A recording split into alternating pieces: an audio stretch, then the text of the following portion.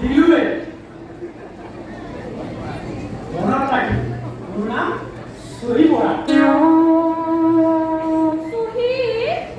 ভাল লগা নাই